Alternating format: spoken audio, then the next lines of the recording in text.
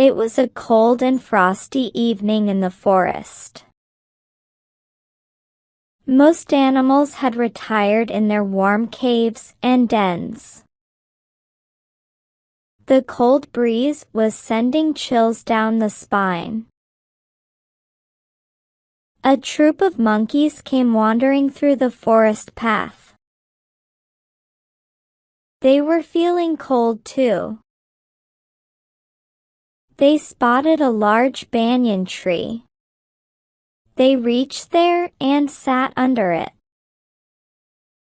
A sparrow lived on the tree. She saw the troop of monkeys arrive and sat observing them. For a while, the monkeys were up to their usual gimmicks. Then one of the monkeys found a firefly flitting by, and he immediately jumped and caught the fly between his palms. He turned to his friends and said, "Look what I have caught, an ember. We will use it to light up a fire for warmth. Let us gather the dry leaves, which are lying around. Collect some twigs also." Soon the monkeys got busy, collecting the dry leaves and the twigs. They made a pile of them under the tree. The sparrow who was watching all this said, "Hey! What you have in your hand is not an ember." But the monkeys paid no heed to her. They kept the firefly on the pile and started blowing at it to start a fire. The sparrow chirped in again. "Don't waste your breath. It's a firefly, not an ember. You can't start a fire." One monkey said, "Go away. Don't bother us." But the sparrow kept repeating, "You are being fools. Blowing a firefly to start a fire. It's nothing but a shiny insect." Will you stop your talk now? Don't interfere, warned the monkeys. But the sparrow kept on talking relentlessly. A few minutes later, the monkeys got furious. They could not concentrate on starting a fire. One of them got up and climbed the tree. He caught the tiny sparrow in his hand and said, "Yes, Miss Sparrow. You are great. You are a genius and we are fools. But we will do just as we please. Nothing can stop us. Not even you. And there you go." With these words, the angry monkey threw the sparrow to the ground with great force. The sparrow broke her neck and died instantly. Without caring for the dead sparrow, the monkeys got busy in starting a fire. Buy a firefly again. Moral: it is useless to advise fools who do not obey. Nothing is gained by wasting words on them. Robert was studying in a college. He was a student of arts. He was very interested in poetry.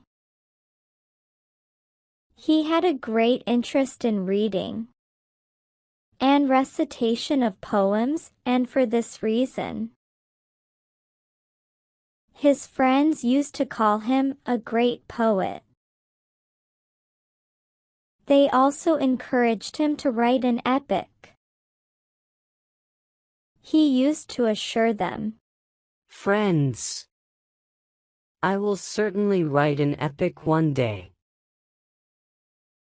But not now. I will do it after the completion of my studies." Time passed by and Robert finished his college studies. His friends asked him again to write the epic. Robert said, "Writing an epic is a big problem for me. It is quite boring. If any one of you wants to write my script, he is most welcome at my house." One of his friends agreed to do this. Robert said to him, "Friend, it would be better if you stay with me at my house. Since poetry is a spontaneous flow of feelings that may occur to me any time,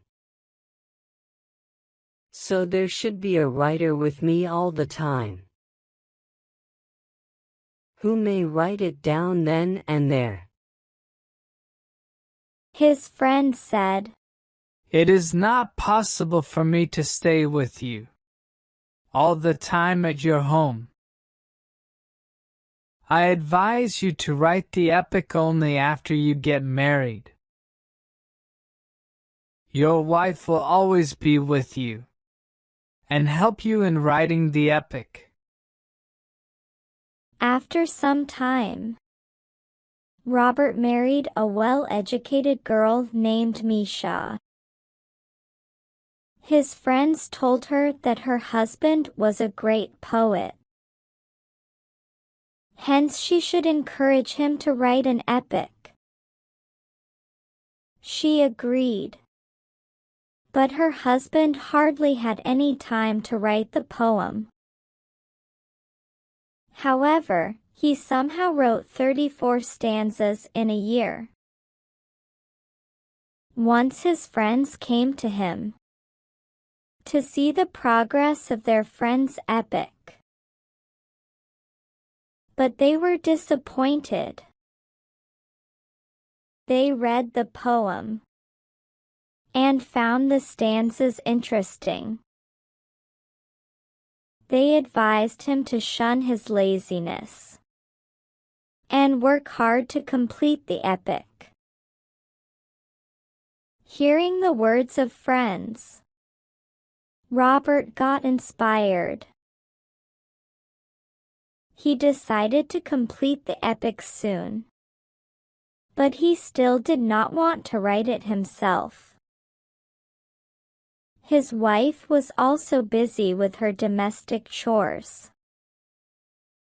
She hardly had any time to assist her husband in his work. So, she asked him to do his work himself. All his friends' suggestions went in vain, as Robert did not write a line. His friends were much concerned about Robert and the completion of the epic. Once a saint came to the city. Robert and his friends went to him and asked him about the way to get rid of his laziness. The saint told them about different ways, but all those failed to change Robert. At last, the saint advised the friends of Robert to call him a big lazybones instead of a great poet. So, on the advice of the saint, They started calling Robert the Big Lazybones.